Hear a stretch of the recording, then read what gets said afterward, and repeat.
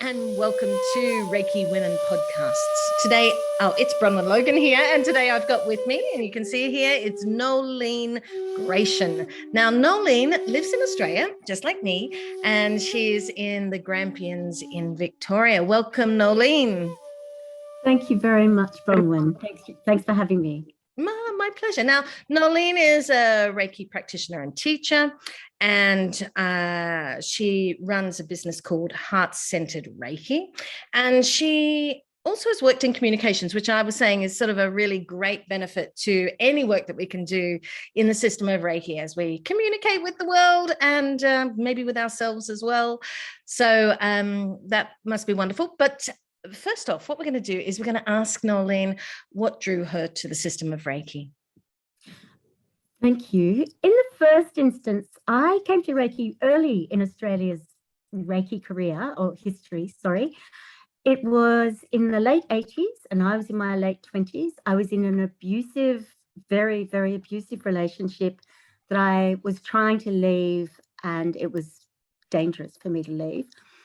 I was seeing a counsellor, and after a couple of sessions, the counsellor said, "Why don't you try Reiki?" And I'd never heard of it. And I said, "I'll try anything." And at that point, Reiki changed my life. It really, really changed my life. I can't remember how many sessions I had, but I had a number of sessions.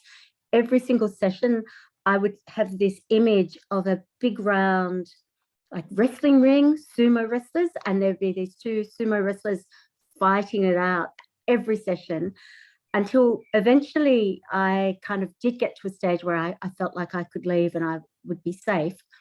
And that was my last session. And the last session was just the empty ring without anybody in it. It was an amazing experience.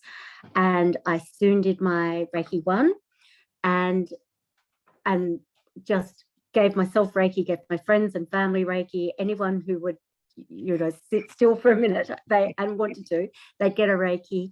I was invited to do Reiki 2, and I think it's about being a young woman back then.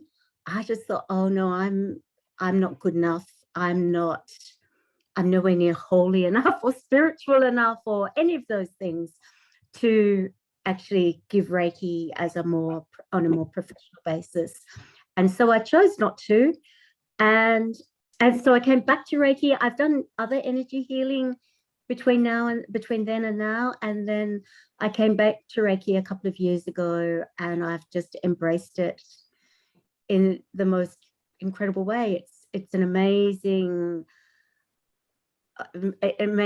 in my life. It's changed my life again, or it helps me keep my life balanced, really. It really did change my life all those years back, and now it keeps me on my toes, even because I practice Reiki and I teach Reiki, even to the point of I'm not the tidiest person, but I've got to keep my house tidy because I don't know when someone's going to ring up and say I'd like a Reiki. And so the house has to be tidy, and it has to be, and I clear it, and I keep myself in that way because I don't, I think, well, it encourages me to practice Reiki on a daily basis because I may have to give somebody a Reiki that day or the next day. And so it's really important to be that I continue. And I don't know that I would be so disciplined if I wasn't actually teaching Reiki and practicing Reiki as a Reiki practitioner. So I really love it. I live in country Victoria. It's quite amazing. There are a couple of Reiki practitioners here in this tiny little town, and it's that sort of in and of itself is mad but wonderful. And I love seeing the people who come here, especially the students. We have a group, and we do practice once a month, and we do all sorts of things together. And some people stay in the group, but they're not really active. Other people are really active, and just watching how their lives, their journey, their Reiki journey, young women mostly, and it's lovely. It's really, really lovely for me to watch and to be a part of as well, to be a part of their journey. So I love it. I love the teaching. I love the practice. And I also do a lot of animal Reiki. I've got some pigs and a pony and some dogs, and I practice Reiki on my animals, and I love to practice Reiki on other people's animals as well. So it keeps me centered, keeps my house clean, it keeps me it keeps me balanced. And I'm in my early 60s now, and I just think, oh well, I've got however long I've got left, and I can let Reiki be a feature in my life for the rest of my life. Yeah. That's really beautiful. I loved a lot of what you said there. You know, it actually struck a chord with me, what you were saying about the sumo dream. I was doing Reiki on an Indian woman, and she had a very similar dream, like the style of it. And it was also that she went through this incredible shift and healing. And it was about a tiger. And she was in her dream, she was in a village in India, and this tiger would come into the village in this dream and just wreak havoc, you know, and it was very scary, and it, you know, would kill people and things like this. So it was a nightmare, right? And but when we started doing treatments, it started to shift, and she went through these different stages where she began to face the tiger, and but it was gradual. And then eventually I think she picked up some stones and she threw them at the tiger, and the tiger left. That was the last one. And she said for herself, she had this immense freeing, sort of the same sort of idea, isn't it? This, absolutely. How something in our minds is sorting stuff out at this amazing subconscious level. Incredible. Every relationship that I had to that point had been abusive, and I've never been in an abusive relationship since. So it changed. It changed me on every level, really. It's more looking back that I can see that than it kind of. I mean, certainly the sumo wrestling was huge, and I really understood the significance of that. But some of the other things, I sort of look back and think, oh my gosh, you know, that really changed. I was on a journey going this way, and it changed going the other way, and a much better life for me. I'm really grateful. It was early days to the counsellor who suggested that I do it, and grateful that I had no idea what it was, but I thought, oh, you know, I was so miserable. I'll try anything. And it was wonderful.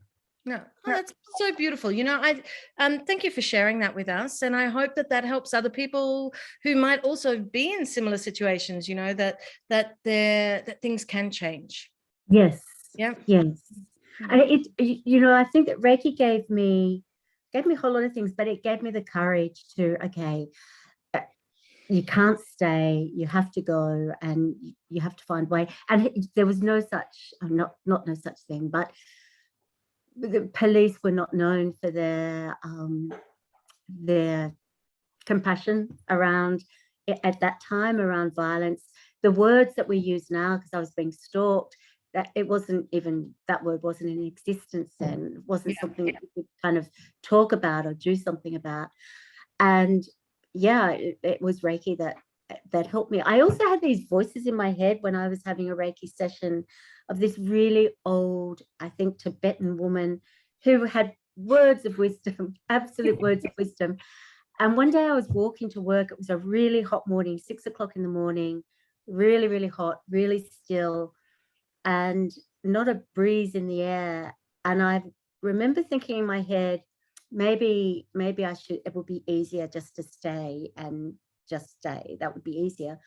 And this old woman said, what's that saying? When one door closes, another one opens. And there were two gates at a driveway. And as the voice said that, one of the gates just opened, and there was no wind, there was nothing. And I thought, I think that I kept the signs for me were huge, and it was because they knew they had to be huge for me to actually notice them and take them in and say, okay, I'm I also do think, though, that when we start working with the system of Reiki and we start working up this just in a different way. We Yeah. become much more conscious of Absolutely. what's going on in our lives and around us, and we see the things that we often wouldn't see, and Yeah. I Yeah. absolutely love that. Yeah. Yeah. Yes. So now I am, well, after years of this, I'm much more, I notice things and I, can smile to myself, or I can think, oh yeah, okay, that's a good thought, and I'll do it this way or do it that way. But yeah, it's lovely, really lovely. Shh. Hey. Well, Nolene, thank you very much for that. I've really loved our chat together, and I'm sure others will too. Thank you so much for sharing your time with us. Thank you for the opportunity. Thank you very much. All right. Bye. Goodbye. Mwah.